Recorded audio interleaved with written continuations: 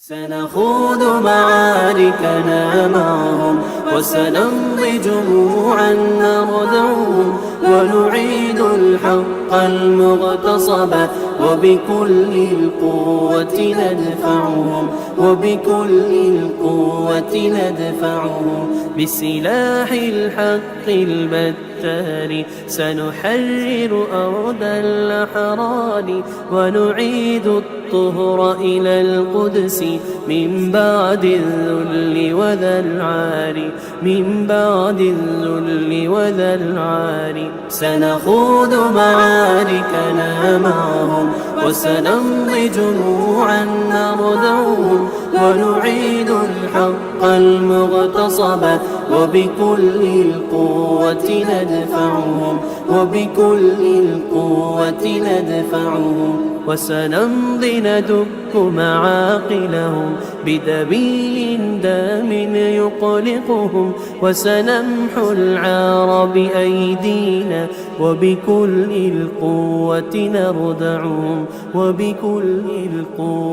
نردعهم سنخوض معاركنا معهم وسنمضي لا إله إلا الله محمد رسول الله عليه صلاة الله وآله والأحبة.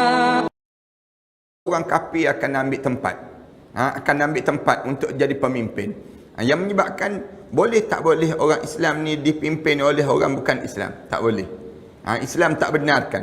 Jangan sampai peringkat kita ni dipimpin oleh orang bukan Islam.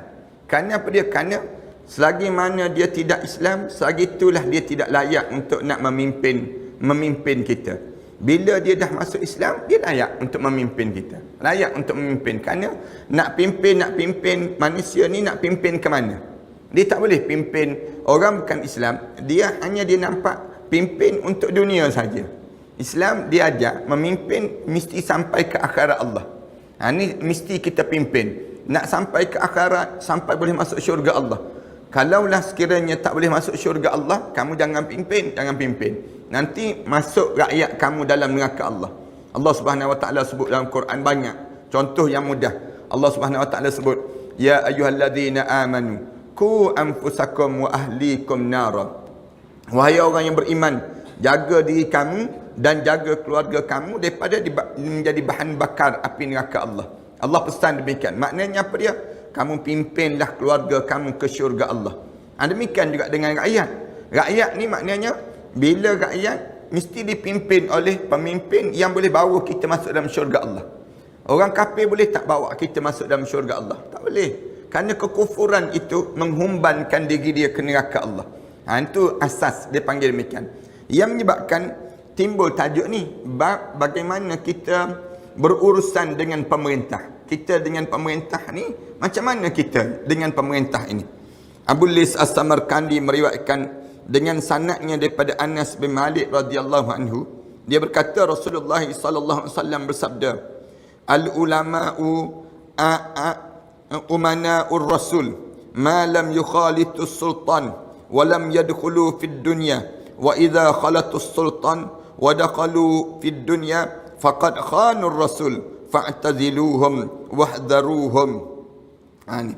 Ulama-ulama itu sebagai orang yang memegang dan meneruskan tugasan para rasul. Itu diajar demikian. Rasulullah sallallahu alaihi wasallam sebut al ulama'u mana'ur rasul. Dia memegang tanggungjawab rasul. Ma lam yukhalitus sultan. Selama mana mereka tidak mencampur dengan raja-raja pemerintah. Maksudnya ulama-ulama ni ulama-ulama ni jangan sampai peringkat dia mencampuri diri dia dengan apa dia? Dengan keadaan raja-raja dan pemerintah itu. Dia jadi demikian. Dan tidak terjerumus ke dalam lembah keduniaan. Ulama-ulama ni, bila kamu dianggap ulama ni dia tidak kata jadi budaya hidup dengan pemerintah, tidak. Hidup dengan cara pemerintah. Maksudnya apa dia? Pemerintah ni dia hidup dengan keadaan sombong. Hidup dalam keadaan yang apa dia? Ego. Cara dia. Cuba tengok orang yang jadi pemimpin macam mana. Kalau dia tidak ada agama. Dia tidak ada agama. Bila tidak ada agama, dia jadi pemerintah, dia jadi kesombongan dalam diri dia. Dia tak pandu diri dia dengan Al-Quran. Ini Rasulullah sallallahu alaihi wasallam sebut, kamu jangan sibuklah ulama-ulama ni nak jadi macam mereka yang sombong itu. Zaman-zaman Rasulullah sallallahu alaihi wasallam dahulu, kalau raja-raja ni yang tidak ada agama ni semua sombong-sombong. Kita boleh perhati demikian. Yang menyebabkan Rasulullah sallallahu alaihi wasallam pesan, jangan masuk dalam hati kamu ni macam pemerintah-pemerintah yang sombong itu. Kemudian, dan jangan terjerumus dalam keduniaan. Ulama-ulama jangan jadi macam nak jadi masuk campur dalam urusan dunia. Ulama-ulama sibuk nak berperangai macam orang yang perangai dunia. Jangan. Bila jadi ulama, kamu kena jaga diri kamu. Biar nampak diri kamu ni orang yang nak pada akhirat Allah. Maka bila mereka telah mencampuri raja, ataupun mereka ni duduk dengan raja-raja, sibuk dengan raja-raja, dia duduk dengan raja-raja, ulama-ulama ini, dan juga pemerintah itu, dan dia masuk dalam jiwa dia keduniaan. Wa idza qalatus sultan wa dakhalu fid dunya, bila ulama-ulama ni bercampur gaul dengan raja-raja, kemudian dia pula masuk dalam urusan dunia, dalam jiwa dia, faqad khanur rasul, maka di waktu itu dia telah mengkhianati Rasul. Dia telah khianat pada Rasul. Rasulullah sallallahu alaihi wasallam sebut demikian. Nak sebutnya dia dah mula khianat pada Rasul, yakni menyalahi ajaran-ajaran Rasul. Pakaian dia pun pakaian raja-raja, pakaian pemerintah-pemerintah. Kemudian kehidupan dia pun macam tu juga. Maka Rasulullah sallallahu alaihi wasallam sebut, fa'taziluhum wahdharuhum, maka dalam keadaan demikian jauhilah kamu daripada mereka itu, dan berhati-hatilah mereka dengan ulama-ulama yang khianat itu. Itu cara demikian. Maknanya bila ulama-ulama menyebelahi pemerintah, maksudnya apa dia? Dia membenarkan yang salah yang dibuat oleh pemerintah. Sudah, dia khianat dah pada Rasul tu.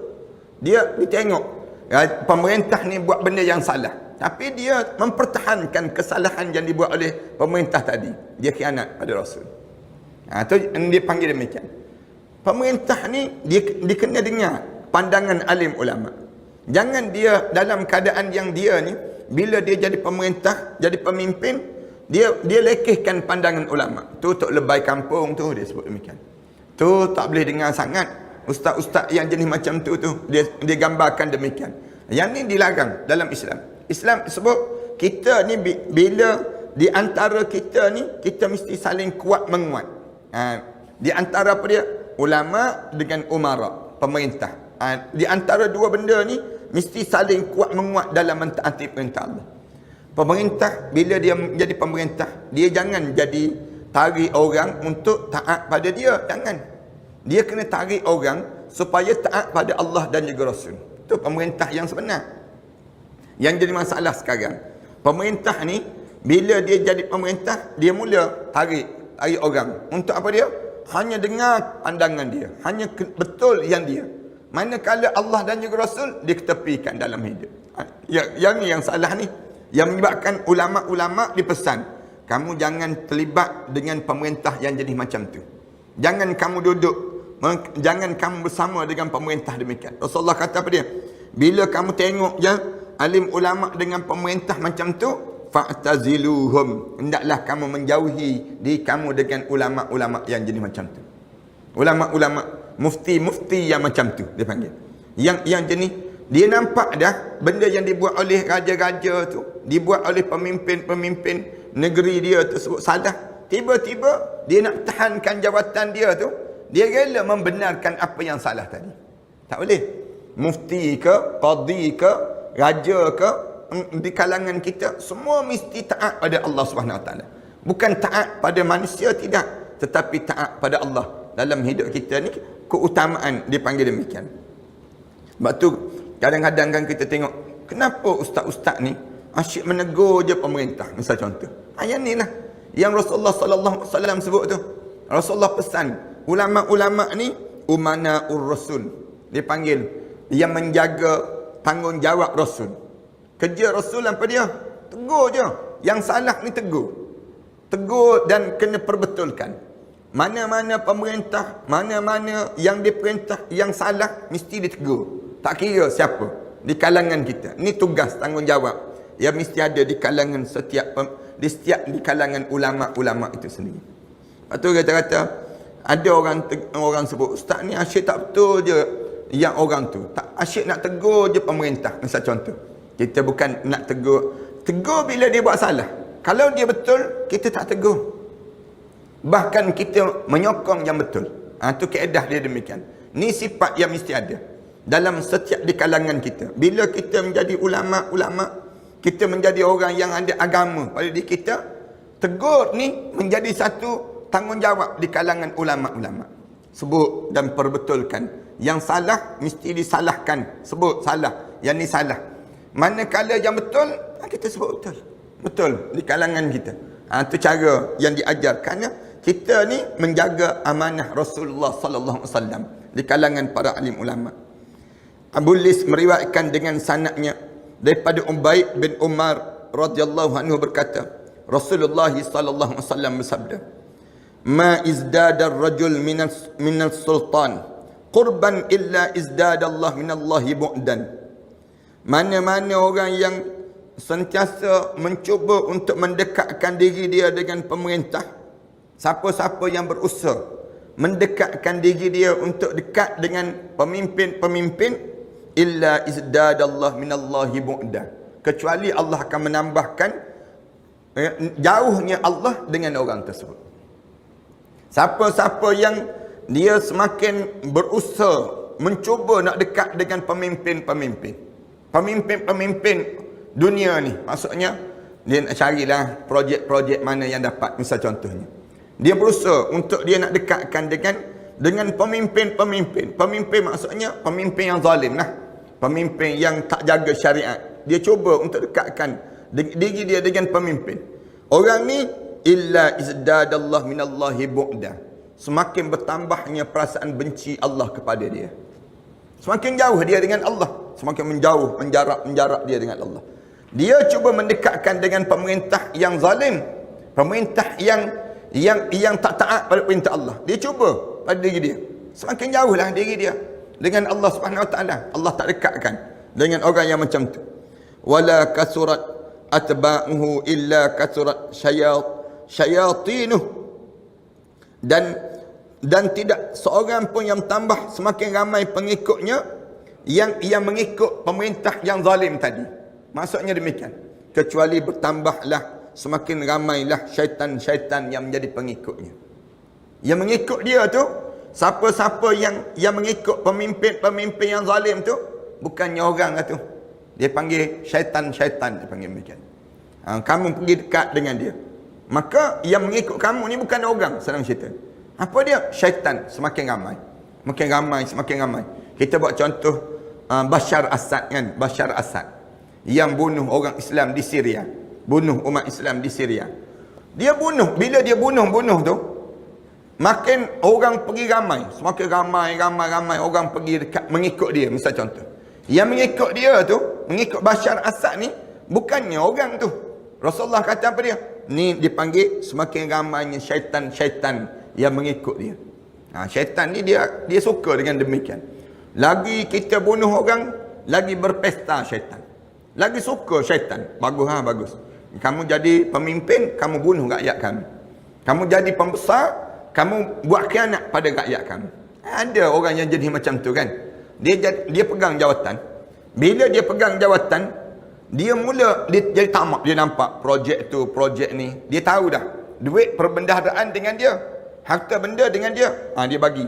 Dia bagi pada orang ni, dia bagi pada puak-puak dia. Akhirnya dalam masa yang sama, dianya semakin jauh dengan Allah. Kemudian dalam masa yang sama, ramai pengikut-pengikut syaitan yang mengikut dia. Mengikut syaitan tu sama ada syaitan sungguh. Syaitan ni, tiap kali mana orang buat jahat, syaitan akan datang. Dia akan jadi demikian. Satu, bila berlaku pilihan raya, ada dua akan terjadi. Malaikat pun ada, syaitan pun ada. Dua-dua ni akan datang. Malaikat akan datang, syaitan pun akan datang. Bila dua-dua ni berlaku, tengok waktu tu bertembung yang mana. Sama ada bertembung menangnya syaitan ataupun menangnya malaikat. Jangan kita ingat bila berlaku pilihan raya hanya orang je. Tak. Ada dua sedang ada. Bila berlaku perang ada dua keadaan yang sedang berlaku. Para hadirin sekalian, tengok kemenangan jalan raya kan. Bila kita tengok kemenangan jalan raya, jangan kita nampak kemenangan tu je, jangan. Ada dua kelompok waktu tu. Malaikat pun ada, syaitan pun ada. Malaikat nak rebut orang ni, nak biar masuk dari kalangan ahli syurga Allah. Manakala syaitan nak tarik supaya dia semakin jauh daripada syurga dan senang masuk neraka. Demikianlah kita ni. Bila kita hidup dalam hidup kita ni, bila kita buat benda yang disuruh oleh Allah Subhanahu Wa Taala, malaikat akan duduk dengan kita. Bila kita buat benda yang dilarang oleh Allah, syaitan pun dekat dengan diri kita. Syaitan semakin bertambah syaitan. Syaitan ni dia tidak seekor. Dia akan menambah beberapa puluh ekor, beberapa ratus, berapa ribu, bertambah bila kita buat benda yang dilarang oleh Allah. Macam kita bangun daripada tidur lah, kita dengar azan. Bila kita dengar azan subuh, tahu terjaga kita azan subuh. Bila kita terjaga tu, dua ni sedang menunggu. Sama ada malaikat yang menunggu ataupun syaitan yang mengikut. Kita nak bagi peluang pada siapa? Nak bagi pada syaitan ke nak bagi pada malaikat? Ada di kalangan kita, bila dengar je azan, dia kata biarlah dulu, tidurlah dulu, rehatlah dulu, misal contohnya. Dia tidur, dia rehat tu, siapa yang semakin bertambah? Syaitan makin bertambah. Malaikat jauh dah, malaikat jauh daripada diri kita. Kalau kita buat demikian. Manakala bila kita kata, tak boleh, ni kena bangun dengan azan. Sebelum azan lagi kita berikan bangun dah. Yang mengikut kita ni siapa? Malaikat. Semakin dekat dengan diri kita. Kita jadi semakin kuat. Dalam hidup kita ni begitu bertembung sepanjang masa. Bila berlaku pilihan raya, sama juga. Turun malaikat pun turun, syaitan pun turun juga. Dua-dua ni. Syaitan ikut siapa? Syaitan ikut orang kafir dan si munafik itu. Manakala malaikat ikut siapa? Malaikat ikut orang yang mukmin. Yang taat, dia tahu ni tanggungjawab aku ni. Aku kena laksanakan tanggungjawab mengikut syariat. Ni kena didik dalam masyarakat kita ni. Kena ingat, jangan kita nampak bila berlaku pilihan raya, saya tak nak ikut siapa-siapa. Syaitan pun tak nak, malaikat pun tak nak. Habis tu, saya nak jadi DAP, duduk atas pagar dia panggil. Duduk atas pagar je, saya tak nak pergi. Mengundi pun tak nak, saya nak duduk. Sebenarnya syaitan yang mengambil diri dia. Jangan jadi demikian. Orang Islam, dia tak boleh tak mengundi. Wajib untuk diri dia mengundi. Bila sampai masa dia, umur dia, di kalangan kita ni pula boleh mengundi umur 18 tahun. 18 tahun kena mengundi dah. Daftar terus. Daftar anak-anak kita. Jangan kita tak daftar. Sayang orang Melayu Islam kita ni, ramai yang tak daftar lagi. Tak daftar. Padahal dia kena daftar dah umur 18 tahun. 18 tahun ni dia kena mula daftar. Anak orang bukan Islam mula daftar. Kenapa kita anak orang Islam tak daftar? Itu sayang pada kita. Mula daftar di kalangan kita, nak memastikan kita ni, untuk kita ni terlibat dalam menjaga urusan di kalangan orang Islam. Tanggungjawab pada diri kita. Wala kasurat atba'uhu illa kasurat sayatin. Tak akan bertambah ramai pengikut-pengikut dia, yang bertambah ramai itu ialah syaitan. Wala kasurat maluh illa istadat hisabuh. Semakin banyaknya harta benda kamu, semakin beratlah hisab kamu di akhirat nanti. Itu cara Rasulullah ajar. Semakin banyak harta, semakin penatlah kamu. Dalam hidup kita ni nak biar banyak. Kita nak macam tu kan. Tapi Rasulullah kata, ya banyak, tak apalah banyak. Tapi kamu kena bersedialah untuk disoal. Disoal dari mana kamu dapat harta benda ni. Kemana pula kamu belanjakan harta benda ni. Kita hanya berusaha nak suruh jadi banyak-banyak harta. Bila banyak-banyak harta, kita tak sedar yang bila kita mati nanti, disoal, ditanya. Min aina tasabahu, daripada mana kamu dapat, wa fima anfaqahu, kemana kamu belanjakan dalam hidup kamu. Ramai orang kita ni, dia tak peduli halal ke haram ke, akhir dia makan rasuah. Akhir dia dia terlibat dengan dicuri barang orang, dia ambil hak orang. Jangan. Untuk apa kita ambil barang orang, kita curi barang orang, kita tak bayar hutang orang. Tiba-tiba kita bila kita mati, kita masuk dalam api neraka Allah Subhanahu Wa Taala dengan harta benda tadi. Rasulullah sallallahu alaihi wasallam pesan demikian, nak sebut siapa-siapa yang tambah dekat dengan raja-raja, semakin jauh dia dengan Allah. Semakin siapa-siapa yang semakin banyak pada dia pengikut, yang banyak itu bila dia semakin banyak-banyak, syaitan dia yang mengikut dia. Nah, kena pastikan demikian. Wala kasurat maluh illa ishtadat hisabuh. Dan semakin banyaknya harta benda kamu, semakin berat bebanan kamu. Nak kena jaga dah. Huzaifah radhiyallahu anhu berkata, berhati-hatilah kamu daripada tempat-tempat fitnah. Huzaifah dia sebut, berhati-hati dalam hidup kamu terhadap tempat-tempat fitnah. Tempat fitnah kat mana? Ketika mana tanya, apakah dan di manakah tempat-tempat fitnah itu? Mana tempat fitnah itu? Jawabnya, pintu-pintu dan tempat raja-raja penguasa yang berada. Itu tempat dia panggil fitnah yang besar dalam hidup. Siapa-siapa yang berada di tempat penguasa, tempat pemerintah, pemimpin, dia berada pada tempat yang fitnah. Berhati-hati pada diri dia. Tak fitnah apa? Harta benda terdedah. Tak terfitnah apa? Kesombongan itu terdedah dalam diri dia. Cuba perhati, bila naik saja kedudukan orang ni, kuliah-kuliah tak nak dengar dah. Orang kalau dah jadi CEO, misal contoh, CEO satu syarikat, tak standard dah, nak turun ke bawah pada diri dia. Ini pintu fitnah dalam hidup dia. Bila kita naik je kedudukan, belum naik kedudukan ni tak rasa apa-apa, tapi kalau dah naik, kalau dah naik dia lain terus. Berubah terus perangai, peribadi, tingkah laku, cakap besar, sombong, mengherdik orang, menghentak orang dan sebagainya. Cuba perhati orang kita kan. Bila dia tak jadi YB, tak cakap sombong. Dah jadi YB, aku YB ke engkau YB? Dia tanya. Dia akan tanya soalan demikian. Siapa satu yang jadi YB? Ini kesombongan itu datang. Bila kita terlibat dengan tempat penguasa, dia akan jadi datang terus penyakit-penyakit yang dilarang dalam agama. Berlaku dalam hidup seorang. Ibnu Umar radhiyallahu anhu ketika mana ditanya oleh seorang, kami masuk ke tempat penguasa-penguasa dan raja-raja, dan kami di dalam bicara lain dengan apa yang kami bicarakan di luar.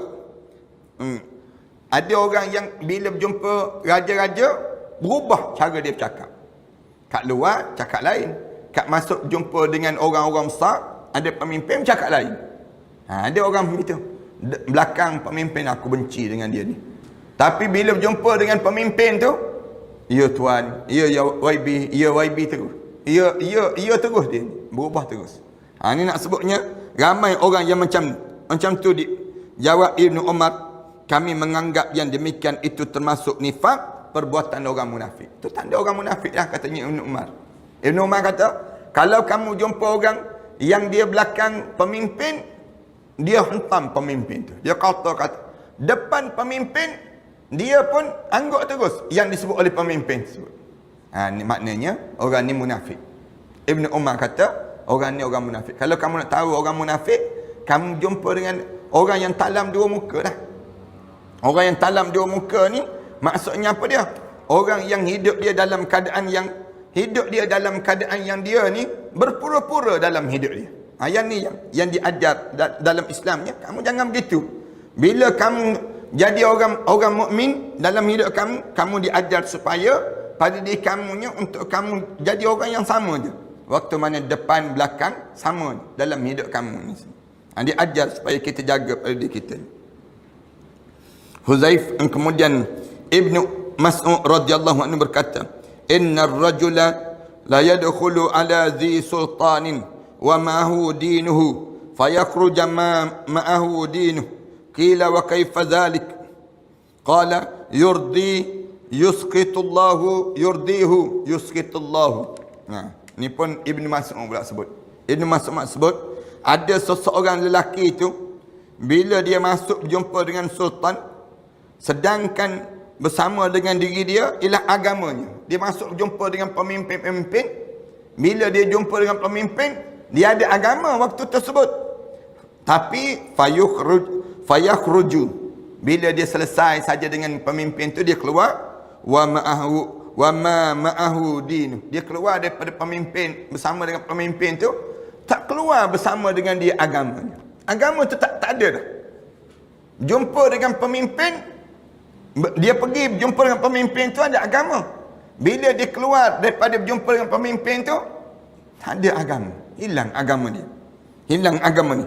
Qila wa kaifa dzalik. Lalu ditanya, bagaimana keadaan begitu boleh terjadi? Ditanya Ibnu Mas'ud, mengapa boleh terjadi demikian?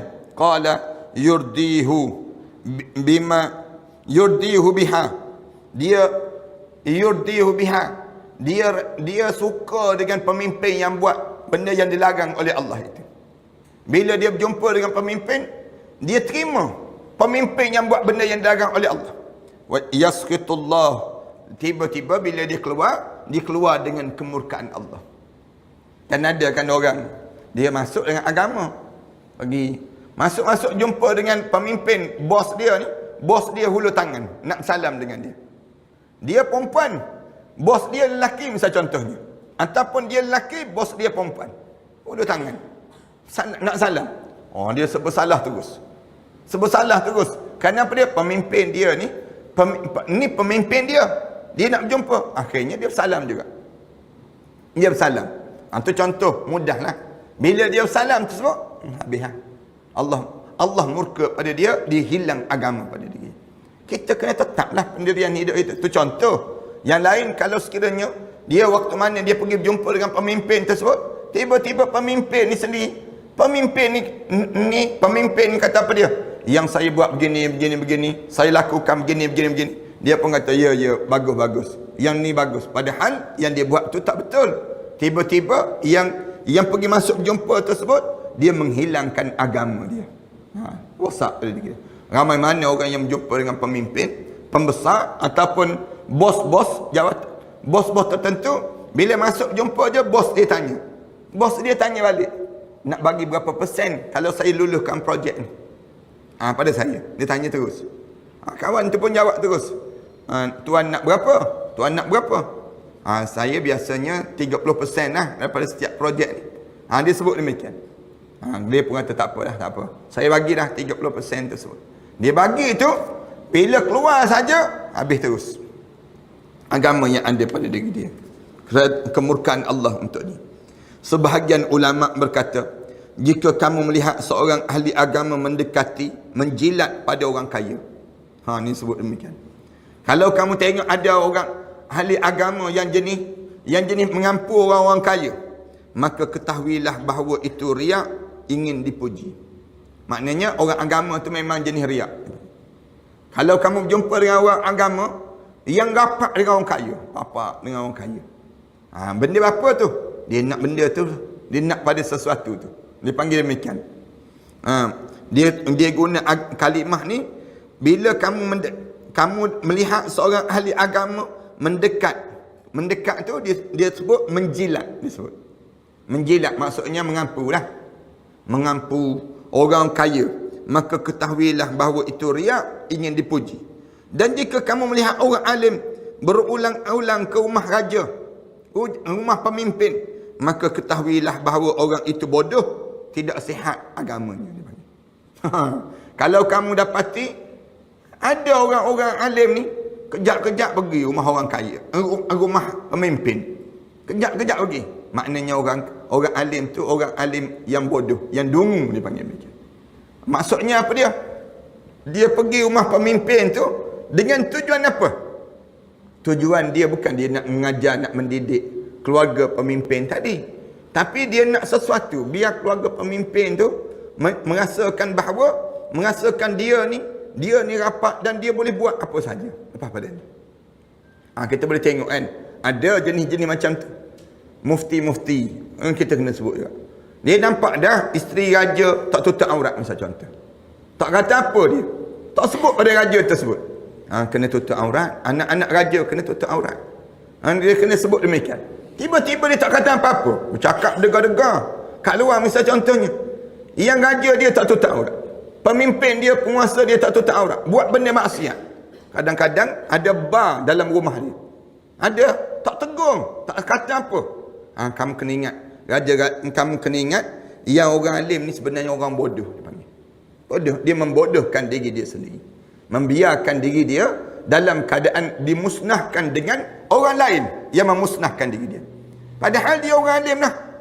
Patutnya bila dia orang alim, dia kena tahulah pada diri dia, tahap pada diri dia ni setakat mana yang dia kena ada. Dia kena bagi tahu terang, bagi tahu pada pemimpin tersebut. Salah ni, buat benda yang begini tak betul dalam syarak, tak betul dengan agama. Abu Hurairah radhiyallahu anhu berkata, laisa syai'un adarra bihi bihadhihi al-ummah min salas. Abu Hurairah sebut, tidak ada yang lebih memudarat bagi umat ini kecuali 3 perkara. 3 benda ni memudaratkan bagi umat.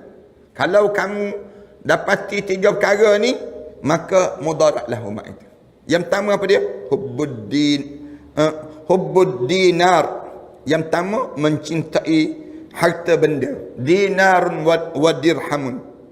Yang pertama mencintai ringgit dan harta ringgit ni sendiri. Ringgit dan sen, senang cerita. Ni di antara hubbud dinar wa dirham. Yang bila orang dah mula cinta pada wang, harta benda atas dunia ni, itu tanda kemusnahan yang akan berlaku. Orang kita kan, nak sangat pada duit ni, anak dia menangis, ambil duit, tunjuk duit, berhenti menangis. Berhenti menangis. Nak sebutnya kuatnya cinta. Nak sebut, nak gambarkan apa dia? Gambarkan mencintai harta benda. Nak pada harta benda. Dipanggil materialistik, kebendaan dalam masyarakat itu. Yang kedua, wahubbur riyasah. Wa ityan babi sultan. Yang kedua, wahubban riyasah. Yang kedua, berebut nak pegang jawatan. Nak pada jawatan. Jawatan bukan besar sangat pun, jawatan kecil je berebut juga. Jawatan JKKKKK. Jawatan halus je berebut. Nak pegang jawatan. Bila nak pegang jawatan, kamu akan boleh lihat kemusnahan. Orang berebut nak jadi penguasa. Berebut nak jadi pemimpin. Bila orang berebut nak pegang jawatan, kamu akan dapati bagaimana kemusnahan akan berlaku. Dan yang tiga, wa ihtiyani babi sultan. Wa qad ja'alallahu minhunna makhrajan. Kemudian yang tiga, masing-masing sibuk untuk nak dekat dengan pemerintah-pemerintah. Orang yang sibuk nak dekat dengan pemimpin-pemimpin dan pembesar-pembesar. Wa ityani babi sultan. Orang yang cuba mendekatkan dengan dekat dengan orang yang dah jadi pemimpin, dia cuba berusaha untuk dekat. Nak cari projek lah tu, nak cari projek. Nak cari kepada kedudukan. Wa qad ja'alallahu minhunna makhraja, padahal Allah telah memberi jalan keluar daripada semua itu. Sebab tu kalau para hadirin sekalian perhatikan alim ulama kan, kalau di kalangan mereka jadi orang besar, ada jawatan, selama ni berkawan kan, berkawan, tapi bila orang tu dah jadi orang besar, masing-masing tarik diri jauh sikit, tak berani nak dekat. Bimbang apa dia? Bimbang ni lah, bimbang. Dulu kita berkawan dengan sahabat-sahabat kita ni, tiba-tiba sahabat kita ni naik kedudukan, jadi pembesar-pembesar dan sebagainya. Bila naik jadi pembesar, dia kehilangan kawan. Dia kehilangan orang-orang dekat dengan dia. Ni kenapa dia jadi demikian? Kerana Islam ajar supaya kamu jangan pergi dekat dengan dia. Jangan pergi dekat dengan dia. Sebab dia berada dengan tempat yang paling bahaya dalam hidup ni. Bila berada dengan jadi kedudukan pembesar, jadi pemimpin, jadi yang berhormat ke, jadi apa ke, bila duduk kedudukan ni, dia sudah berada tempat yang fitnah. Bahaya sangat. Kalau kamu pergi rapat dengan dia, dengan kamu kena nanti. Dengan kamu kena. Ramai mana orang yang dekat dengan pemimpin-pemimpin, dengan dia masuk dalam penjara. Tu dunia baru. Tapi kita ni tak, kita harap kalaulah kawan-kawan kita jadi pemimpin, senang dapat projek kita. Senang kita rasa demikian. Tak, rupa-rupanya agama. Kita dengan sahabat-sahabat kita, bila dia naik saja kedudukan, kamu kena tahu, renggang diri kamu. Dan dekat dengan diri kamu. Bahaya sangat kedudukan demikian. Anda perhatilah, Allah yarham Tok Guru ni Abdul Aziz Nikmat kan. Bila dia jadi menteri besar tu, Dia tak benarkan adik-beradik dia datang dekat. Adik-beradik dia jangan datang dekat. Bahkan ada adik-beradik dia jadi marah pada dia. Kenapa? Dia kata bahaya. Kalau datang dekat dengan dia, mesti nak minta projek. Mesti nak datang yang demikian. Yang menyebabkan ada adik-beradik ni rasa kecil hati. Dulu abang ni rapat. Tuan Guru Datuk ni Abdul Aziz Nikmat ni rapat dengan keluarga. Adik-beradik dia ni rapat. Dia pergi ziarah, memang dia rapat sungguh. Tapi bila dia jadi menteri besar, renggang terus. Dia merenggangkan, jauhkan diri dia. Dia sebut jangan datang dekat dengan abang. Jangan dekat dengan abang. Dia sebut ada adik-beradik. Nak sebut apa dia? Bahaya. Duduk di posisi ni bukan posisi yang mudah. Bimbang-bimbang, jadi apa dia? Jadi terjerumus dalam benda yang dilarang oleh Allah Subhanahu Wa Taala. Tu dia jadi demikian. Ramai orang-orang yang anda perhati bila dia jadi menteri besar, orang-orang yang tak kenal. Bila dia jadi menteri besar aja, orang yang tak kenal ni datang dekat. Bagi macam-macam gaya. Nak bagi. Dia tolak. Sampai dia pesan, jangan bagi hadiah untuk dia. Jangan bagi. Majlis-majlis tertentu, jangan buat hadiah-hadiah yang mahal. Dia sebut demikian. Dia pesan. Bahkan dia marah. Anda tengok, ada pernah dia pergi ceramah satu tempat, orang bagi 1 tong ikan. 1 tong ikan. Bagi ikan yang segar-segar. Balik, dia suruh driver bagi-bagi pada orang kampung. Hadiah ikan tersebut. Dia tak benarkan bawa naik atas rumah dia. Anak sebutnya gambaran apa dia? Bila duduk dekat dengan penguasa, bahaya. Bahaya terus. Kedudukan jadi bahaya. Ini nak kena jaga pada diri kita ni.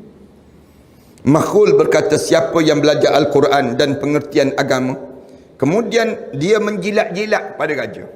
Dia belajar agama, dia belajar Quran, tapi dia jadi pengampu raja. Jadi pengampu raja. Raja demam sikit, pergi baca Quran terus. Raja ada masalah sikit, dia pula yang nak mengampu raja. Dan patuh pada raja tersebut. Patuh pada pemimpin tersebut. Takut dia dengan pemimpin. Bererti ia telah menyelam dalam neraka Jahannam sejauh langkahnya itu. Sebanyak langkah dia tersebut. Berapa langkah kamu pergi sampai rumah raja-raja, rumah pembesar-pembesar, rumah yang disebut dengan pemimpin-pemimpin. Bila kamu ada Quran pada diri kamu, dalam masa yang sama kamu pergi menjilat raja-raja, pemimpin tersebut. Kamu jadi pengampu pada raja-raja tadi. Kamu masuk dalam neraka Jahannam lah, tempat kamu. Sejauh mana kamu masuk dalam neraka Jahannam, sejauh mana kamu jalan kamu tu, sedalam itulah kamu dalam neraka Jahannam. Kena perhati betul-betul. Yang ada Quran ni, orang yang ada Quran ni jangan main-main pada diri dia. Dia ada kemuliaan.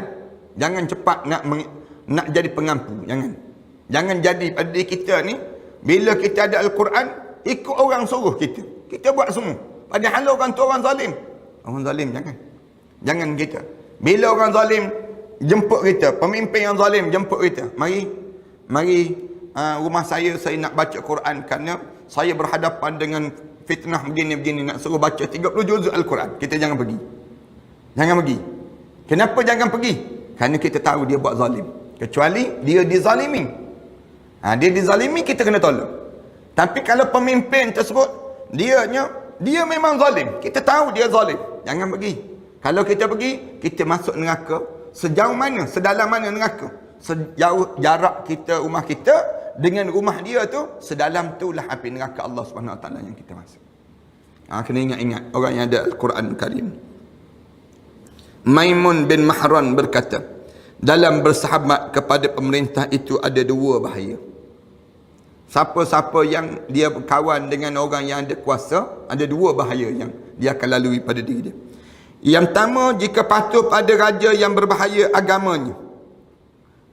Kalau dia patuh pada raja, berbahaya pada agamanya. Dengar je raja-raja. Raja-raja ni pula yang tak tahannya, kalau dia ada pemimpin ni, kalau dia ada agama tak apa. Kalau dia tak ada agama, dia nak buat konsert di raja misal contoh. Dia nak buat. Kita pun pergi baca doa, tolong baca doa untuk konsert di raja. Misal contohnya, tolong baca doa. Kita berbahaya agama kita. Lepas tu dia lantik kita jadi pegawai agama, orang yang dekat dengan diri dia.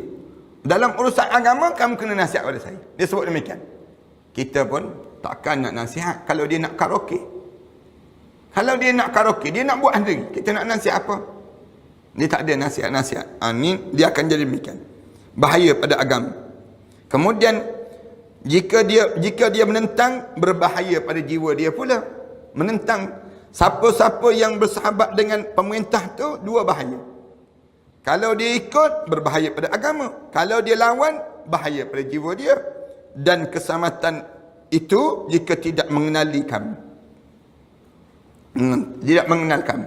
Beruntung kamu kalau kamu tak dekat dengan penguasa-penguasa. Tak dekat dengan pemimpin-pemimpin yang ada kuasa. Beruntung kamu. Dibandingkan dengan kamu dekat dengan penguasa, tiba-tiba bahaya pada jiwa kamu. Bahaya. Kamu dekat dengan raja-raja, dengan penguasa-penguasa, kamu patuh pada dia, berbahaya pada agama kamu. Jika kamu menentang dia, bahaya pada jiwa kamu pula. Jiwa kamu ni jadi resah gelisah, kesan daripada lawan pemerintah. Al-Fudail bin Iyad berkata, Fudail bin Iyad ni di antara wali-wali Allah. Dalam sejarah Fudail bin Iyad ni, di antara orang yang banyak dipanggil, banyaknya cita-cita dalam hidup dia untuk jadi pengajaran pada kita. Andai kata ada orang yang tidak mendekati pada raja, pemerintah, dan tidak melebihi daripada sembahyang fardu, yakni tidak mengerjakan yang sunat, maka ia lebih afdal daripada orang yang mendekatkan pada pemerintah meskipun ia puasa tiap-tiap hari.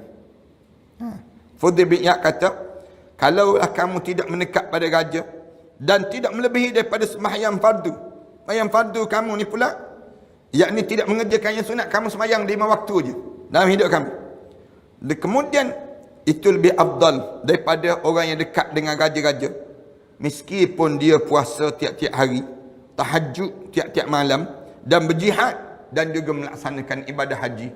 Jauh lebih baik daripada kamu jauh diri kamu daripada pemimpin-pemimpin, daripada kamu dekat dengan pemimpin-pemimpin. Jangan kamu berusaha nak dekat dengan pemimpin-pemimpin yang dia pegang kedudukan, kerana bimbang-bimbang agama kamu menjadi bahaya. Kita kan, orang kita kan, kalau dia boleh berjalan, kita berjalan seorang dengan kawan kita yang biasa-biasa tak ada jawatan, dengan kita berjalan dengan OCPD misal contoh, yang ada jawatan, agak-agak macam mana, beza terus kita. Jalan mengangkang je terus, tak kena gaya. Kita berjalan dengan orang yang biasa, kawan-kawan kita biasa, dengan kita berjalan dengan Perdana Menteri sebelah kita, agak-agak macam mana. Sebelah kita berjalan dengan Perdana Menteri, orang ambil gambar, oh, jalan tak pijak bumi, tak kena gaya. Dia akan jadi demikian. Berjalan tu pun dia lain terus. Hati kita ni berubah terus dalam diri kita. Ini nak sebut Islam diajar kamu jangan dekat dengan pemimpin-pemimpin. Kalau kamu pergi dekat dengan pemimpin-pemimpin, kamu tak boleh jaga jiwa kamu.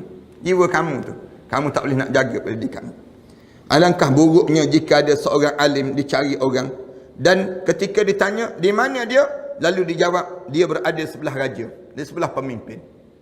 Buruknya mana-mana orang alim yang bila orang tanya, dia ni siapa? Dia ni rapat dengan raja, dia ni rapat dengan raja, rapat dengan pemimpin-pemimpin. Orang alim ni rapat, ni orang alim ni paling buruk pada pandangan ulama-ulama. Ulama-ulama kata tak boleh, bukan demikian. Orang alim ni dia kena jauh daripada keadaan yang sedemikian rupa. Al-Hasan berkata ni, tersambung pada akan datang nantilah dalam bab ni. Dalam bab ni tak habis lagi ni, bagaimana kita dengan pemimpin-pemimpin ini. Kemudian kita sambung pada dalam kitab yang kedua, itu kitab Imam Al-Askar Imam Nawawi ini, di mana kita cerita tentang hari ini bagaimana kita nak melepaskan diri kita daripada penyakit was-was. Ni ramai di kalangan kita ni kena penyakit was-was dia panggil. Penyakit was-was ni penyakit kita dalam keadaan teragak-agak. Was-was ni ramai di kalangan kita yang terjadi. Teragak-agak ni syaitan mula ganggu. Macam mana syaitan ganggu?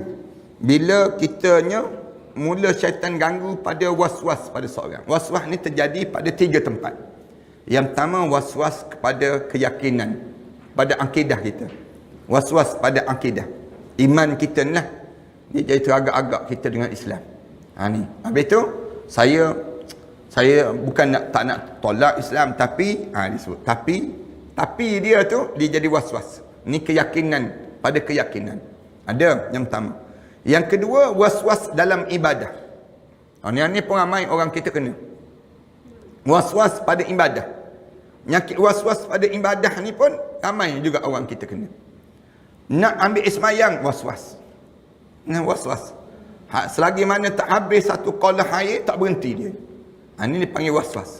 Ada orang kita jadi penyakit was-was demikian. Ataupun ambil wuduk sampai berjam nak ambil wuduk. Ni kena penyakit was-was ni. Islam larang, jaga. Ataupun nak solat, was-was. Orang kita jadi was-was. Ni pun terjadi juga. Was-was.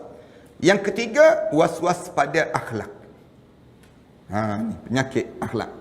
Cara kita memakai pakaian, orang kita was-was. Cara kita makan, orang kita was-was. Cara kita was-was, diwaswaskan pada akhlak. Pada diri kita ni. Cepat nak rasa orang tu cakap pada diri kita. Padahal orang tak cakap langsung pun tentang diri kita. Tapi kita ni, kita mula tengok orang duk bisik-bisik dia kata tu bisik untuk kita lah tu. Tu was-was dia panggil. Was-was ni pada 3 tempat ni biasa terjadi pada seorang. Jaga-jaga dalam diri kita ni penyakit was-was. Apa yang patut dibaca bila diserang penyakit was-was? Firman Allah Taala, "Wa ma yanzaghannaka minasyaitan wa imma yanzaghannaka minasyaitan nazghun fasta'iz billah innahu huwas samiul alim." Dan jika kamu digoda oleh syaitan dengan suatu penggodaan, syaitan goda kamu. Bila kamu, Allah Subhanahu Wa Taala sebut, "Wa imma yanzaghannaka minasyaitan." Bila kamu kena yang disebut dengan gangguan syaitan ini, nazrun, dengan satu gangguan. Satu gangguan yang diganggu oleh syaitan ini. Fasta'iz billah. Hendaklah kamu mohon perlindungan pada Allah. Fasta'iz billah. Innahu huwas samiul alim. Sesungguhnya dia, yakni Allah, maha mengetahui dan juga maha mendengar. Sami'un alim. Allah maha mendengar dan juga maha mengetahui. Maknanya apa dia? Bila kamu kena ganggu pada syaitan sikit je, sebut terus a'udzubillahi minasyaitanirrajim. Berlindunglah kamu kepada Allah. Saya berlindung kepada Allah. Saya berlindung. Biar Allah lindungilah saya. Allah lindungilah saya. Daripada apa dia? Kejahatan syaitan yang direjam itu. Perangai syaitan kan? Allah SWT sebut demikian. Dalam hal ini adalah sebaik-baik ucapan ialah apa yang dianjurkan, yang diajarkan oleh Allah pada kita. Allah ajar terus pada kita ni, wa imma yanzaghannaka minasyaitan nazrun fasta'iz billah. Allah Subhanahu Wa Taala sebut demikian. Pohon perlindungan pada Allah. Innahu was-sami'ul alim. Allah ni maha mendengar dan juga maha mengetahui. Kemudian kita diajar supaya demikian, lindung. Kami meriwayatkan daripada Abu Hurairah radhiyallahu anhu, katanya telah bersabda Rasulullah sallallahu alaihi wasallam. Rasulullah sallallahu alaihi wasallam sebut, "Ya'ti syaitanu ahadakum fayaqul man khalaqa kadha hatta yaqula man khalaqa rabbak fa idza balagha dhalika falyasta'iz billah wal yatnatih." Rasulullah sallallahu alaihi wasallam sebut, syaitan ni akan datang pada kamu, mengganggu kamu. Dia ganggu kamu macam mana? Dia ganggu pada kamu. Man khalaqa kadza. Dia akan tanya, siapa yang buat langit tu? Dia akan sebut. Kemudian, siapa yang buat bumi? Siapa yang buat tu? Siapa yang buat ni? Syaitan tanya. Kita jawab, Allah, Allah, Allah, kita jawab. Bila kita jawab, Allah, Allah, Allah, lalu syaitan pun datangkan lagi dalam hati kita. Syaitan datangkan. Lepas pada kita jawab, Allah, Allah, Allah. Man khalaqa kadza. Man khalaqa kadza. Man khalaqa kadza. Dia akan jawab, Allah, Allah, Allah. Kita akan jawab macam tu. Lepas tu syaitan tanya balik, man khalaqallah. Siapa yang jadikan Allah? Dia tanya. Kalau Allah yang menjadikan bumi ni, Allah jadikan langit, Allah jadi. Lalu syaitan datang satu lagi. Satu lagi apa dia? Man khalaqallah. Siapa yang buat Allah? Cara syaitan disebut demikian. Hatta yaqul man khalaqa rabbak. Habis tu siapa yang buat Tuhan kamu? Fa iza balagha dzalik. Kalau kamu sampai saat itu, ni gangguan akidah ya. Gangguan akidah. Bila kamu sampai demikian, falyasta'iz billah. Cepat-cepatlah kamu sebut a'udzubillahi minasyaitanirrajim. Kalau datang jiwa kamu tu kalimah yang demikian, kamu sebut terus a'udzubillahi minasyaitanirrajim. Rasulullah pesan, a'udzubillahi minasyaitanirrajim wal yatnatah. Rasulullah kata, dan berhentilah. Berhenti, jangan lagi, jangan layan. Rasulullah sallallahu alaihi wasallam sebut, wal yatnatah. Hendaklah kamu berhenti, jangan kamu layan. Kamu layan juga, bila kamu layan juga, syaitan mula ganggu untuk merosakkan akidah kita pada Allah. Dia jadi demikian. Akhirnya dia kata, sebenarnya syaitan, sebenarnya Tuhan ni tiga, dia sebut demikian. Tuhan ni tiga. Mula dia nak buat demikian. Mula nak jadi Tuhan bapa, Tuhan anak. Padahal kita sebutnya sampai hari ni kita cabar orang Kristian tu, tunjuk kat dalam kitab Injil dia tu, kat mana ada yang disebut dengan arahan daripada Allah yang suruh sembah Tuhan yang lain selain pada Allah. Kat mana? Tak ada. Dalam Injil mereka tu, kalau kita tanya, tunjukkan mana suruh sembah Tuhan anak. Mana dalil yang menunjukkan ada Tuhan ibu, Mother Teresa dan sebagainya tersebut? Mana dalil? Mereka tak boleh jawab. Dan sebab inilah di antara kenapa Dr. Zakir Naik di bersungguh-sungguh sangat di kalangan orang bukan Islam nak halau Dr. Zakir Naik keluar daripada bumi Malaysia. Punca apa? Punca ni lah. Punca Dr. Zakir Naik ni, kalau kita dengar ceramah dia kan, dengar ceramah dia bukannya menghina agama lain, tidak. Dia sebut tentang Islam. Tentang Islam. Indahnya Islam. Dia buat perbandingan agama dia panggil. Soal kamu nak masuk Islam, tak nak masuk Islam. Bukan dia paksa pun. Dia tak pernah paksa pun orang. Tapi dia berhujah je. Dia tunjuk, ni Islam. Kami sebut kebenaran Islam ni kat sini. Manakala agama lain, dia buatnya perbandingan. Dibandingkan Islam dengan agama lain. Oh, yang ni payah. Menyebabkan orang bukan Islam marah sangat. Orang Hindu marah. Orang Kristian marah. Sampai peringkat demikian. Kita tak boleh demikian. Kena sebut. Soal dia terima tak nak terima, itu soal kemudian dipanggil. Ini dakwah, dipanggil dakwah agama.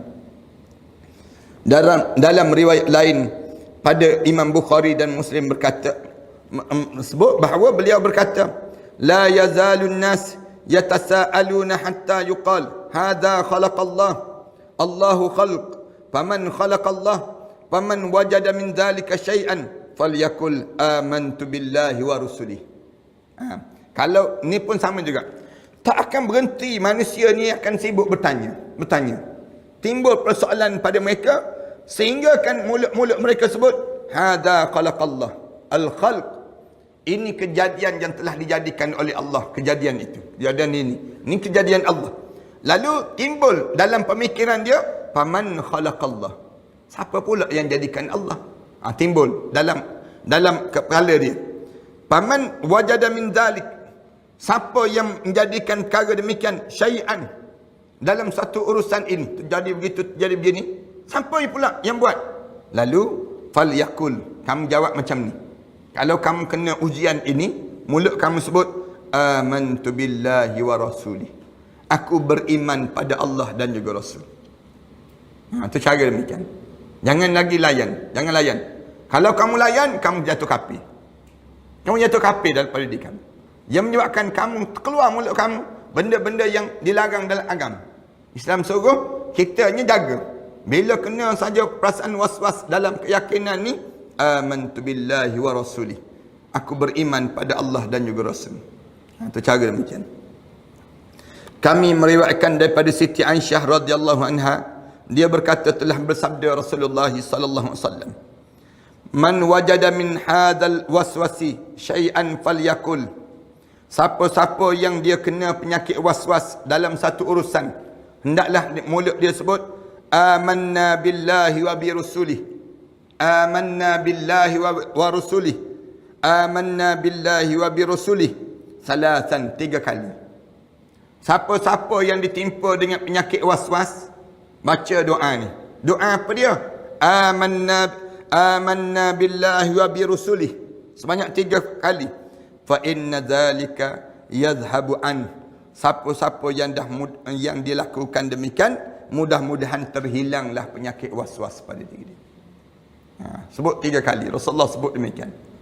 Rasulullah ajar pada kita. Ambil wuduk tu jangan sampai lebih-lebih. Jangan kita dalam masalah pada najis tu jangan lebih-lebih pada pakaian. Kadang-kadang orang kita ni was-was. Dia telefon ustaz. Dia sebut, ustaz, dia sebut, saya ni kan lalu satu kawasan. Saya lalu kawasan restoran orang Cina. Dia meniaga babi ustaz. Saya lalu terkena bau asap babi tu kena baju saya ustaz. Boleh tak saya buat semayang ustaz? Dia tanya soalan demikian. Yang ni jenuh lah katanya. Ni kena penyakit was-was tu. Kadang-kadang mengecik dia kata. Saya lalu kawasan tertentu kemudian mengecik. Kemudian mengecik tu saya cari tak berjumpa tapi mengecik. Dia kata mengecik. Dalam air tu saya ingat ada tai lembu dalam air tu.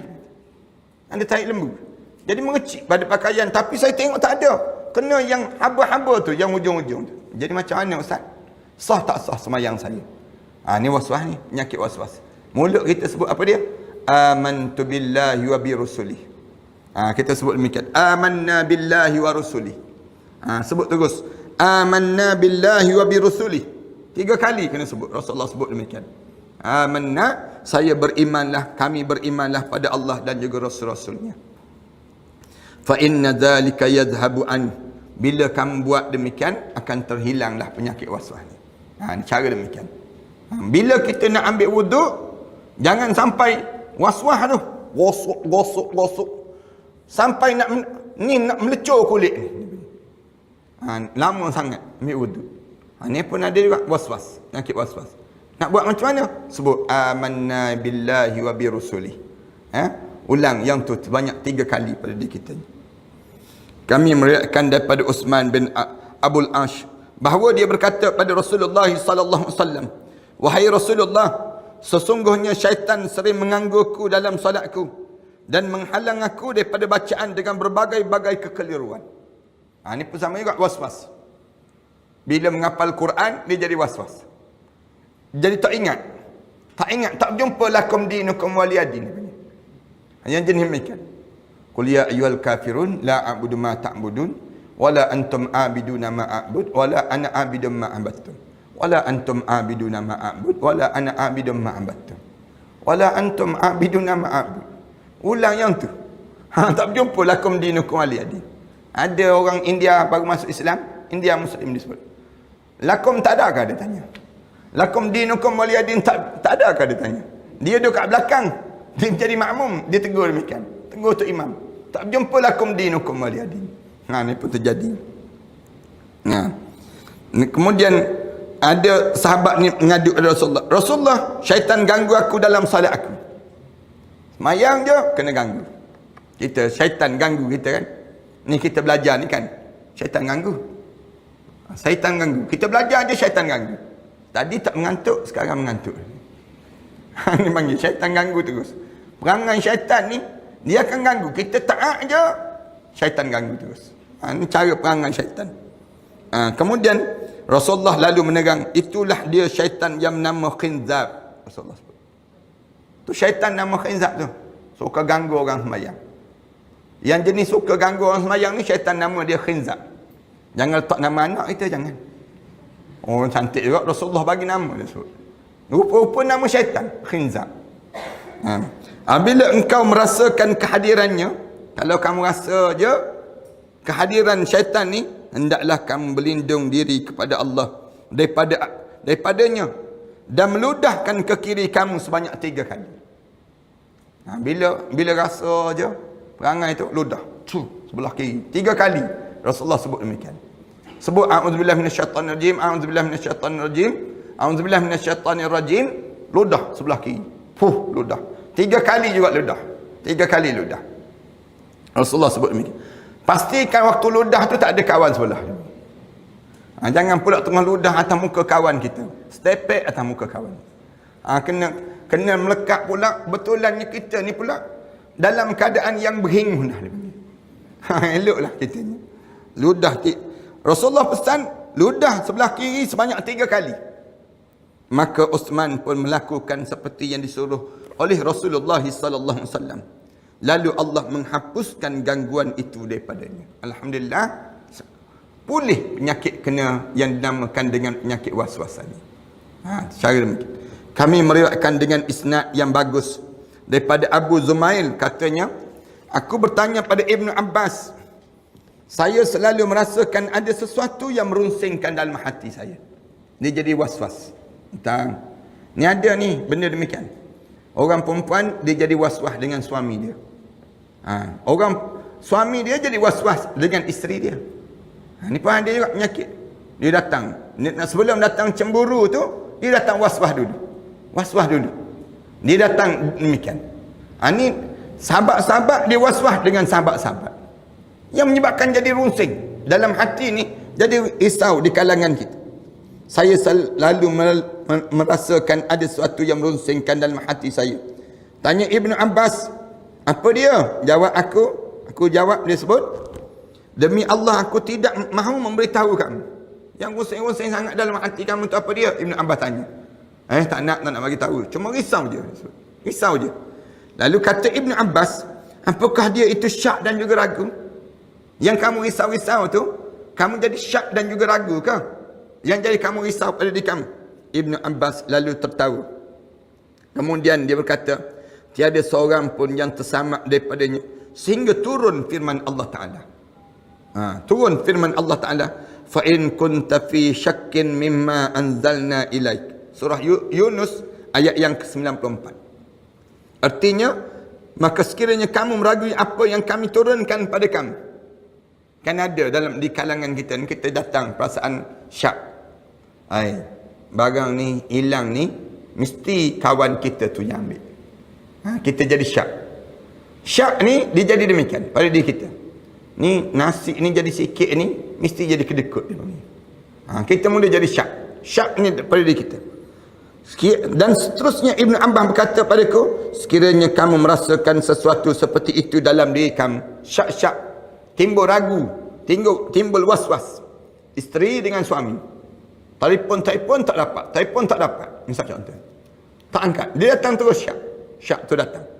Jadi timbul keadaan itu, maka bacalah firman Allah Ta'ala ni, huwal awwal wal akhir wal zahir wal batin wa huwa bikulli syai'in alim. Kalimah ni sebut demikian, huwal awwalu wal akhiru wal zahiru wal batin wa huwa bikulli syai'in alim. Dalam surah Al-Hadid ayat yang ketiga. Ayat ni kita baca, huwal awwal wal akhir wal zahir wal batin wa huwa bikulli syai'in alim. Ni kalimah yang kita diajar supaya bila timbul keraguan, syak kita, ragu-ragu, kita timbul ada perasaan tertentu pada jiwa kita, kita pun sebut wal awwal wal akhir wal zahir wal batin wa huwa ala kulli syai' wa huwa bi kulli syai'in alim. Boleh cuba baca ramai-ramai.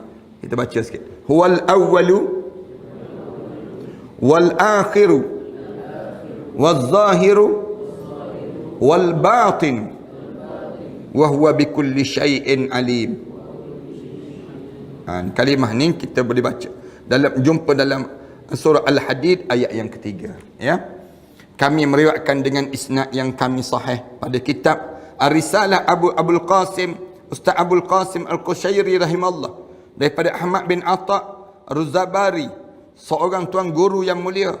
Dia berkata, saya sungguh berhati-hati dalam perkara taharah, dalam masalah bersuci, dan pada suatu malam terasa sempit dadaku kerana sudah terlalu banyak air yang aku gunakan untuk berwuduk. Ni pun ada ni. Ambil wuduk tu rasa tak puas hati. Ambil wuduk. Tetapi hatiku masih lagi belum puas lagi. Maka terus berdoa, wahai Tuhan, aku mohon keampunan pada kamu kerana perbuatan aku ini. Maka tiba-tiba aku mendengar suara gaib mengatakan, keampunan dalam ilmu. Maka dari sejak itu lenyaplah was-was daripada diri aku. Dia sebut apa dia? Astaghfirullahalazim. Senang. Sebut astaghfirullahalazim kalau was-was. Berkata setengah ulama dianjurkan membaca la ilaha illallah bagi siapa yang terbala dengan penyakit was-was dalam berwuduk. Siapa yang kena penyakit was-was ketika mana berwuduk, maka sebut la ilaha illallah. La ilaha illallah. Sebut ulang banyak kali. ataupun juga waswas dalam solat dia atau yang sebagainya. Kerana syaitan apabila mendengar bacaan zikir, dia segera akan berundur dan juga lari. Daripada, dan zikir la ilaha illallah itu adalah induk segala zikir. Ibu kepada segala zikir, la ilaha illallah Muhammadur Rasulullah. Itu dia asas, dia panggil. Zikir yang paling asas. Dalam hidup ni apa dia? La ilaha illallah Muhammadur Rasulullah. Kalau kamu kena gangguan dalam hati kamu ni, datang was-was dalam hati kamu. Maka nak buat macam mana? Kamu sebutlah la ilaha illallah Muhammadur Rasulullah. Kita ulang dan kita ulang. Sebab itulah para guru mulia daripada pilihan umat ini, yakni para ahli pendidik dan juga pembimbing terhadap para salik dan juga murid-murid tasawuf, telah memilih zikir la ilaha illallah. La ilaha illallah ini dibuat mereka yang berkhalwat serta menyuruh mereka sampai selalu membacanya. Ulama-ulama tabi'in dia buat zikir, buat satu cara waktu mana kita bangun tahajud malam, kita berkhalwat dengan Allah. Kita duduk seorang-seorang, dilagukan zikir ni. La ilaha illallah, la ilaha illallah, la ilaha illallah Muhammadur Rasulullah ya Allah. La ilaha illallah, la ilaha illallah, la ilaha illallah. Ni kita ulang. Nak suruh hilangnya yang disebut dengan was-was. Maka mereka mengingatkan lagi bahawa sebaik-baik penawar untuk menolak was-was daripada diri ialah menumpukan perhatian pada berzikir pada Allah. Tumpu, fokus. Yang kita sebut tadi, la ilaha illallah, la ilaha illallah, la ilaha illallah. Fokus terhadap zikir yang kita zikir tadi dan memperbanyakkan membacanya. Berkata pula Tuan Guru yang mulia itu Ahmad bin Abdul Hawari, aku pernah mengadu penyakit was-was kepada Abu Sulaiman Ad-Darani. Maka jawabnya, jika engkau mahu was-was itu hilang daripada diri kamu, maka hendaklah kamu bergembira setiap kali mana kamu mengalami was-was itu. Pun ada juga. Macam mana nak suruh hilangnya penyakit was-was? Suka. Aku kena was-was. Senang cerita. Bergembira. Dia sebut demikian. Pelik. Lalu sebab jika kamu bergembira, was-was itu akan hilang daripada kamu. Bila kamu tertekan dengan was-was, lagi kamu akan jadi kamu was-was pada diri kamu. Jadi macam mana cara nak hilangkan was-was ni? Bergembira. Syaitan pun tension. Gembira juga dia ni. Syaitan jadi tension. Bila kita lagi tertekan, lagi suka syaitan. Syaitan suka, bagus-bagus. Yang ni aku nak. Dalam diri kita ni, jangan layan tension. Jangan layan tekanan, stres dia panggil. Kalau kita layan stres, lagi suka syaitan. Syaitan suka. Kita ni pula sikit-sikit stres kita. Stres manjang kita ni. Ada dalam hidup kita. Bila kita buat demikian, syaitan suka. Bagus-bagus. Memang aku nak suruh kamu stres pun. Tapi jangan kita ni jadi rasa demikian, jangan. Kita kena rasa, aku stres. Senang gitu. Aku stres. Syaitan mengata, tension aku ni. Dia boleh gembira, dia boleh jadi stres. Maknanya, kita boleh gembira dengan kita jadi stres. Tengok bagaimana dia panggil, nak psycho balik jiwa kita. Nak psycho jiwa ni, supaya kita ni boleh tersamak daripada gangguan syaitan. Yang menjadikan kita was-was ni ialah syaitan. Syaitan kan. Macam kita ni duduk belajar ni kan. Kita duduk belajar ni. Stres tak? Stres. Lambat lagi ke ustaz ni nak habis. Stres kita. Bila kita begitu, kita gembira. Alhamdulillah, ustaz panjang pula hari ni. Ustaz panjang pula hari ni. Misal contohnya. Dia lawan terus. Lawan. Kita suka. Alhamdulillah, panjang lagi ustaz. Panjang lagi ustaz. Dalam hati kita. Lagi ustaz panjang, lagi seronok. Tension syaitan. Stres syaitan. Tengok kita, dia ni pula, heran pula aku dengan dia. Dia boleh jadi gembira pula dengan belajar panjang-panjang. Tu cara demikian. Kadang-kadang kita kan, semayang tu imam baca panjang. Tertekan kita. Tok Imam relax ya, Tok Imam relax ya. Tok Imam baca sabih isma rabbikal a'la je nak marah. Tok Imam, inna a'tayna je Pak Imam. Kita jadi demikian. Kita pula tertekan. Padahal tak ada apa-apa. Patutnya kita gembira. Alhamdulillah Tok Imam baru baca muqaddimah surah Al-Baqarah. Surah Al-Baqarah ni boleh habis. Surah Al-Baqarah ni seronok ni kita ni. Tak pernah lagi kita semayang habis satu surah Al-Baqarah. Kita buat demikian dalam jiwa kita. Seronok je kita ni. Sebab jika mereka bergembira, was-was itu akan hilang daripadanya. Kerana tiada sesuatu yang paling benci syaitan lebih daripada kegembiraan seorang mukmin. Antara benda yang dibenci oleh syaitan bila orang mukmin bergembira. Bergembiralah dalam hidup orang mukmin. Syaitan, tension syaitan. Semua benda dalam hidup orang mukmin dia jadi baik. Rasulullah kata ajaban, menjadi takjub. Rasulullah kata in amrahu lahu khair. Semua dalam hidup dia jadi baik.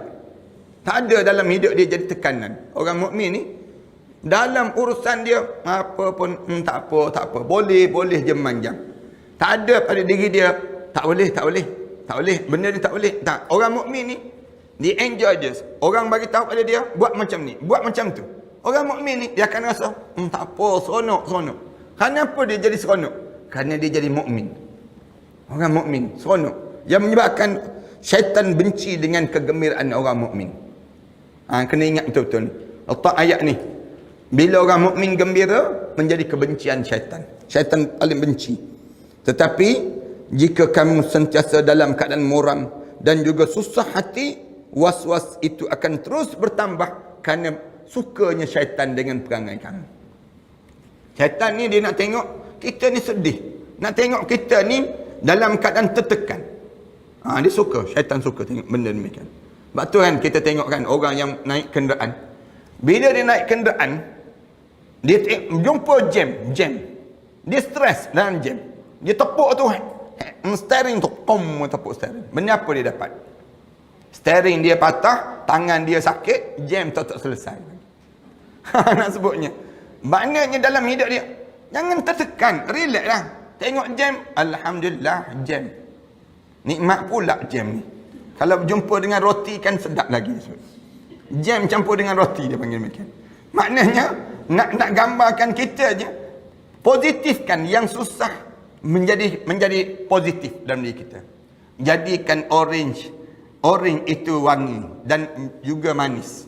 Jangan biarkan orange itu masam. Katanya ulama-ulama dia sebut, jadikan setiap dalam hidup kita ni sentiasa manis, gembira sepanjang masa. Tapi jangan sampai kena kencing manis. Manis sampai kena kencing manis. Tak. Tapi nak sebutnya setiap benda yang kita lalui semuanya menggembirakan dalam hidup kita.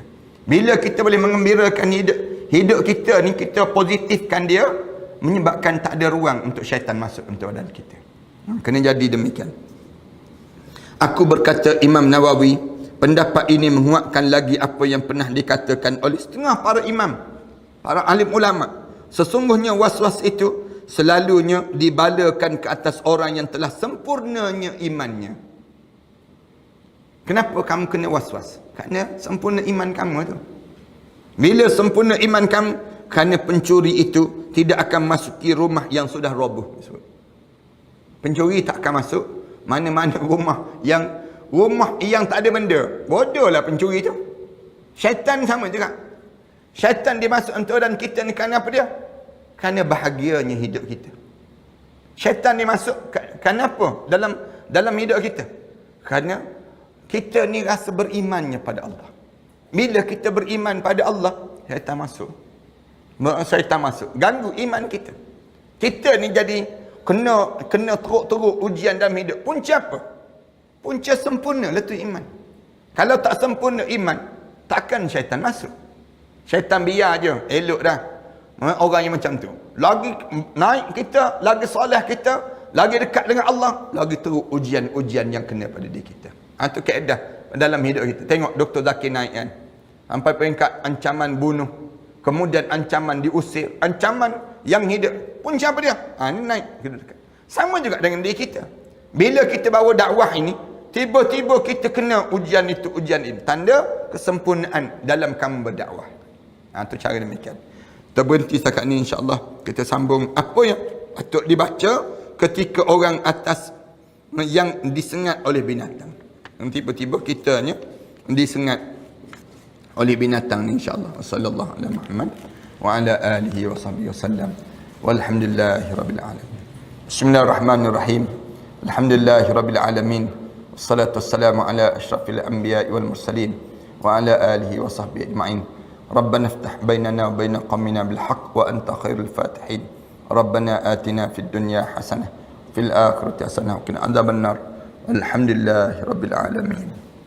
سنخوض معاركنا معهم وسنمضي جموعا نردعهم ونعيد الحق المغتصب وبكل القوة ندفعهم وبكل القوة ندفعهم بسلاح الحق البتار سنحرر أرض الأحرار ونعيد الطهر إلى القدس من بعد الذل وذا العار من بعد الذل وذا العار سنخوض معاركنا معهم وسنمضي جموعا نردعهم ونعيد الحق المغتصب وبكل القوة ندفعهم وبكل القوة ندفعهم وسنمضي ندك معاقلهم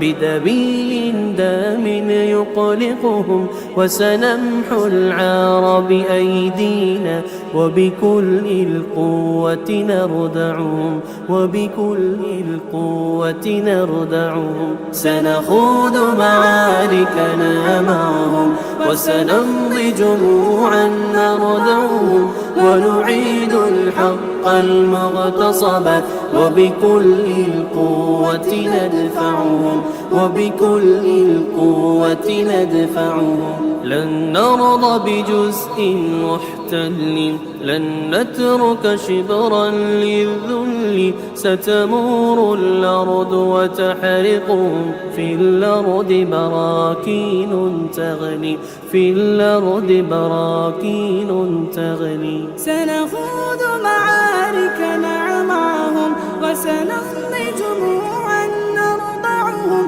ونعيد الحق المغتصب وبكل القوة ندفع لا إله إلا الله محمد رسول الله عليه صلاة الله وآله والأحبة